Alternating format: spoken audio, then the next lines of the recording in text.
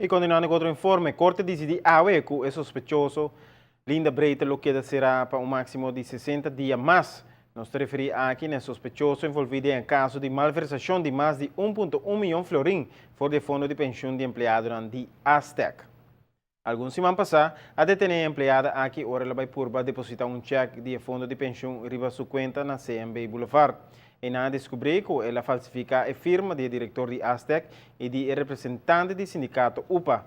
Da hora vai investigar e descobrir que não um cheque de 9 mil florins só ela falsifica, sino que desde o ano 2009 gaba.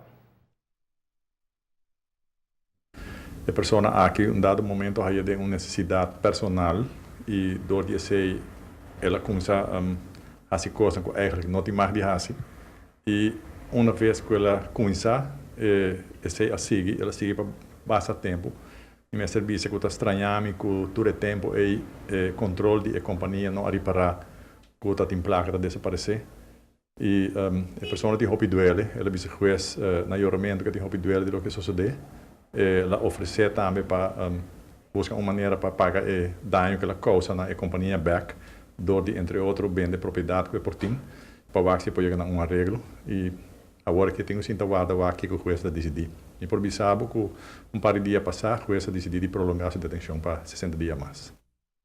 E o advogado explica que o sospechoso principal admitisse sua culpabilidade e a pedir juiz para sair livre e que ele paga turcos back, até que iniciar um processo civil contra ele, em qual aqui tem fora de trabalho e a comissão a cobrir a suma horta, seja tinha um caminho para pagar ou também sua propriedade.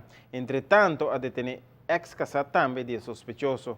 Ele trabalha na Bustos Cantor e lo tem de responder para a falsificação e enriquecimento ilegal.